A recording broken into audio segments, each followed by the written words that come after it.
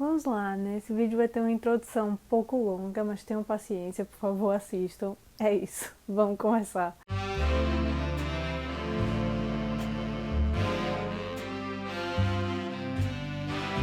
E aí, pessoas, eu sou a Helena Tavares e eu estou de volta com mais um vídeo. Faz umas 2, 3 semanas que eu não posto. Enfim, resumindo toda a situação, o que aconteceu foi, provavelmente eu machuquei a perna quando eu tava fazendo uns exercícios físicos. E aí, um dia eu acordei com muita dor, quase sem conseguir andar.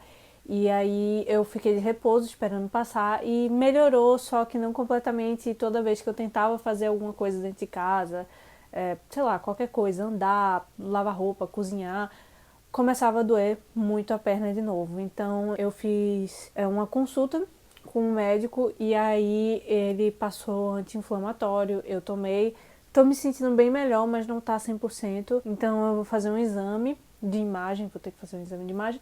E aí, enfim, a gente vai ver o que é exatamente, quais remédios eu vou precisar tomar, se precisar tomar mais remédio. E aí, por causa da dor e porque eu não tava conseguindo fazer muitas coisas, eu acabei não conseguindo gravar porque eu sabia que eu ia estar sem disposição e, enfim, eu não tava com a cabeça pra gravar, sabe? Inclusive, na verdade, o último vídeo que saiu, que foi a tag dos 50%, eu já tava com a perna doendo. E porque eu gravei, ela ficou doendo ainda mais porque eu tava gravando no chão do quarto, por isso que aqui o fundo tá um pouco diferente agora, porque eu tô sentada na cama, pra não doer tanto a minha perna. Então, quando eu gravei no chão do quarto o último vídeo, minha perna ficou doendo bastante. Então, depois disso, eu precisei tirar uns dias de folga, né, de gravar. Mas enfim, estou de volta e espero que agora eu consiga gravar direitinho. Que barulho é esse? Ah, o meu computador. Será que isso tá saindo no fundo do vídeo? Eu vou desligar o computador, peraí. Eu escutando o que é isso? Enfim, então foi por isso que ficou umas semanas sem vídeo aqui no canal. Então eu espero que eu consiga gravar alguns hoje. E durante esse período que eu não tava conseguindo gravar, então por isso que eu não tava tendo vídeo aqui no canal, eu tava meio sumida, assim, dos stories do Insta.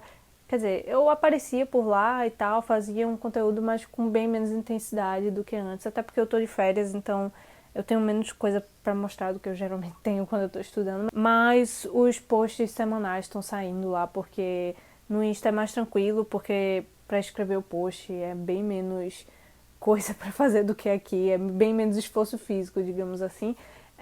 Então eu já tenho posts prontos pra só esperando a data de serem lançados. Então vão lá acompanhar o Insta, tá? Depois de tanta enrolação, vamos lá pro, pro vídeo. Eu li um livro físico e 2 livros em e-book no Kindle. Vamos começar pelo livro físico, que foi História de Quem Foge de Quem Fica, de Helena Ferrante, que é o 3º livro da tetralogia napolitana. E esse livro aqui é como é que tem aqui escrito? Tempo intermédio? Tempo intermédio, exatamente.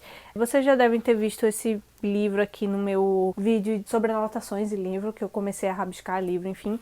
Esse livro me fez mudar essa minha filosofia de vida, porque antes eu não anotava de jeito nenhum em livros e agora eu anoto graças a esse.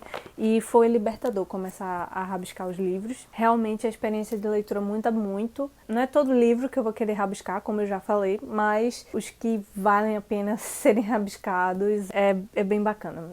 Enfim, vamos lá falar sobre o que eu achei do livro. Se você não sabe sobre o que é a tetralogia napolitana, basicamente é o seguinte: Lenu e Lila são amigas desde que se entendem por gente. E aí, quando chega na terceira idade, né, quando elas já estão mais idosas, Lila some e ela apaga todos os rastros da existência dela, fotos, documentos, ela leva tudo com ela ou queima, sei lá, tudo desaparece. Quase como se ela quisesse realmente sumir do mapa para sempre, como se ela nunca tivesse existido. E aí, por causa disso, Lenu começa a contar pra gente a história da amizade delas duas. Então, o primeiro livro é ela contando sobre a infância e a adolescência delas, o segundo livro sobre a juventude, né, o período de faculdade, digamos assim. E aqui, nesse terceiro livro, é mais, assim, um período sei lá, dos 20 e pouco, quase 30, assim, de 20 e poucos, mas já entrando nos 30 pra frente. Eu achei esse livro uma boa continuação pra série. eu acho que ele marca uma virada, assim, na narrativa e assim, na forma como ela narra e tal. É uma virada na vida de Lenul, na verdade. Ou seja, acaba sendo uma virada na narrativa de forma geral, justamente porque ela é a narradora. Nesse livro aqui, ela sofre todas as desilusões que Lila sofreu no segundo livro durante o casamento. De início, você pode pensar que são histórias meio que diferentes delas duas do casamento e tal, porque Lila, ela se casa com um cara que é do bairro, então ela ainda está inserida naquele universo de violência em que elas cresceram, em que elas queriam sair, mas aí o cara é rico e tal, então ele dá a ideia de um futuro brilhante para Lila e que tudo vai se ajeitar, só que aí ele se revela uma pessoa horrível, abusiva, e Lila vive por um tempo em um casamento infeliz, sofre diversos abusos, enfim. Então ela sofreu essa desilusão no segundo livro. Mesmo que elas não tenham tanta inocência, porque elas já perderam isso durante a infância delas, que inclusive é uma marca, assim, porque, tipo, a narradora, ela conta aqui coisas tão, assim, difíceis de você olhar, só que ao mesmo tempo, pra ela, não, do jeito que ela conta, não parece tão impactante, porque ela já tá tão acostumada a ver aquilo diariamente, sabe? A violência doméstica, na rua, tão... acontece tanto que se torna quase que, sabe, ela se torna quase fria em relação a isso, mas não completamente, claro que ela, né? Mas enfim, nesse terceiro livro, quem sofre a desilusão, assim, da vida é justamente a narradora, Lenul. Então, o que ela não conseguia entender em Lila e nas ações dela, ela meio que começa a passar aqui, sabe? E o final do livro é justamente ela seguindo exatamente o mesmo, exatamente, assim, repetindo, inclusive, pessoas do caminho que Lila tomou, sabe? É um pouco diferente porque o marido de Lenul, ele é extremamente tóxico e o marido de Lila era extremamente abusivo, né? Mas é muito diferente porque enquanto Lila era menosprezada de uma forma... Ela sofria muito abuso físico e emocional e tal, aqui Lenul... ela leva um tapa do marido dela, mas assim, é só um evento em que isso acontece, mas no decorrer do casamento deles é um abuso muito mais psicológico, sabe? Ele menospreza muito ela, e justamente porque ele vê que ela é tão brilhante, inclusive bem mais brilhante que ele fica tentando colocar ela pra baixo. Então eu acho interessante, sabe? Pra mim, por isso que esse livro é um marco, assim, na série, porque ele traz essa virada pra ela. Então, assim, por mais que elas duas estejam presas na condição de mulher naquela sociedade, e muitas das coisas que elas passam se liguem e sejam quase a mesma coisa, não é a mesma coisa e acontecem de formas diferentes. Então é muito interessante ver como ao mesmo tempo elas estão no mesmo caminho, mas não estão. E como a questão, assim, porque aqui nesse livro também ainda chega ainda mais forte a questão da classe social, né? Porque nos dois primeiros livros era muito uma coisa de... A gente via a realidade difícil em que elas viviam por causa da pobreza e o que elas queriam alcançar. E aqui nesse terceiro...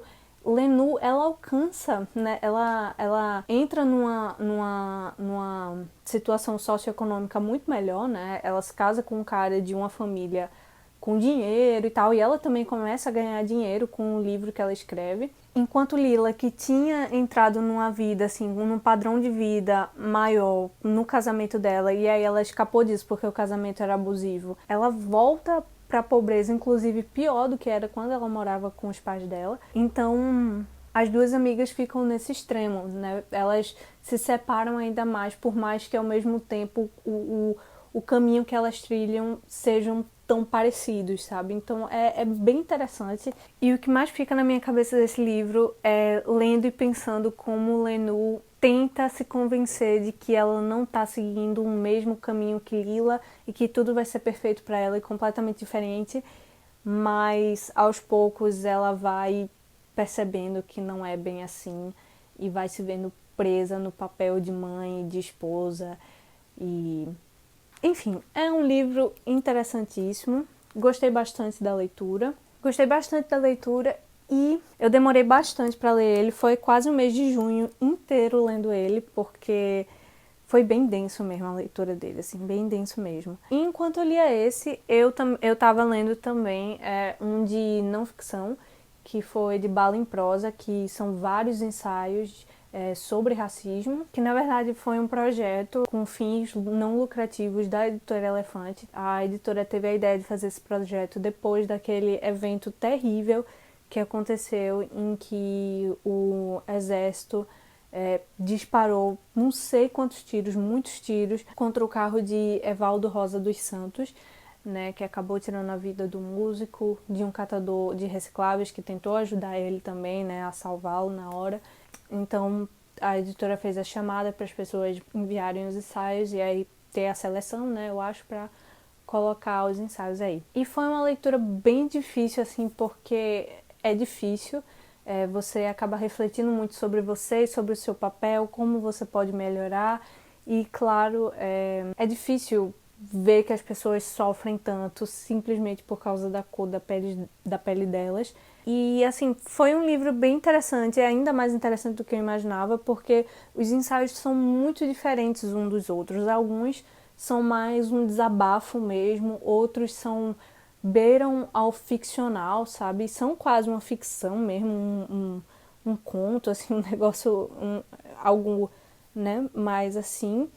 E outros são bem mais acadêmicos, assim, com bastante informações, com fontes e tal, com a linguagem um pouco mais rebuscada e mais acadêmica mesmo. Foi interessante, porque foram jeitos diferentes de falar sobre o mesmo assunto. Então eu recomendo muito para vocês lerem, tá? Tem muitos ensaios interessantíssimos.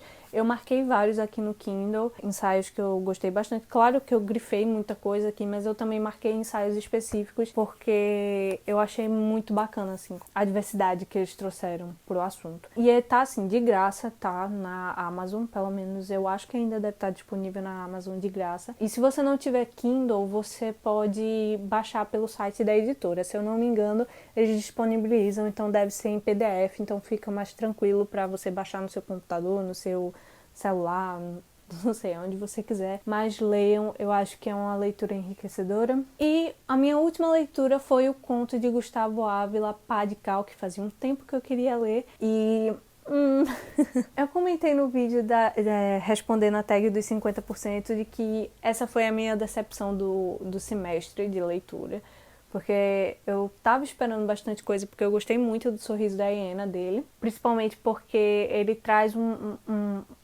uma narrativa que é meio diferente do que a gente geralmente vê, mas não é completamente assim, nossa, nunca vi isso na vida, já vi, mas é muito legal a forma como ele conta e como ele usa coisas que a gente já viu para fazer uma discussão bem mais interessante que normalmente a gente não vê no gênero. E Pá de Cal é um conto de mistério. Basicamente é o seguinte: 6 pessoas acordam em um local sem nenhuma ideia de quem elas são, o local é todo branco, sem dar ideia nenhuma de onde elas estão, quem elas são, mas aí através de uma carta logo elas descobrem que, primeiro, elas não estão sozinhas, tem a pessoa que está lendo a carta mais 5 pessoas e que todas as memórias da pessoa estão dentro de uma caixa, só que a caixa só pode ser aberta com as 6 chaves e cada uma das pessoas tem uma chave. Qual seria o real problema aí? O real problema é que se uma caixa é aberta, todas as outras são destruídas. Então, aí você já fica, nossa, com essa premissa eu já sei que vai ser sobre a nossa perda de humanidade, como a gente faz de tudo, como a gente é egoísta. O livro é sim sobre isso. Mas o desenvolvimento dele é meio ruim. Eu dei 2,5 estrelas, porque eu achei bem mediano mesmo, porque eu dei 2,5 estrelas porque eu gostei da premissa, o início é interessante, mas aí quando vai chegando no meio, que vai rolando o desenvolvimento mesmo da coisa, vai ficando meio chato. Vai ficando meio chato, sem brilho e meio óbvio também, assim, o desenvolvimento. E algumas ideias são jogadas ali, mas não tem tempo suficiente para amadurecer. Mas o que realmente baixou muito a nota para mim e fez a experiência da leitura ser uma real decepção foi o final, porque o final ele começa a explicar e criar uma explicação mirabolante que tira toda a graça do conto, porque a graça era justamente não saber por que aquilo tudo tá acontecendo com aquelas pessoas. E também porque a explicação é chata, é sem noção, não tem nenhum brilho, sinceramente. Então realmente foi uma decepção. Mas mesmo assim eu ainda estou muito curiosa para ler Quando a Luz Apaga, que é o outro romance dele, né, o outro romance policial. Enfim, gente, foram esses os 3 livros que eu li. Foram, assim, algumas pessoas poderiam dizer que foram poucas leituras, mas confia em mim, foram muitas leituras, principalmente falando sobre História de Quem Foge de Quem Fica e de Bala em Prosa, porque são livros muito densos que eu fui lendo aos poucos e tirei muita coisa deles. Então foi um mês muito proveitoso de leituras, muito, muito mesmo. É isso, essas foram as minhas leituras no mês de junho. Deixem aí embaixo se vocês já leram esses livros, se vocês gostaram, se vocês querem ler, se vocês já ouviram falar ou não sobre esses livros. E é isso, eu vou deixar na descrição do vídeo os posts do Instagram, se já tiver saído. É isso, gente, eu espero que vocês tenham gostado do vídeo. Eu vou ficando por aqui, um beijão e eu vejo vocês no próximo vídeo.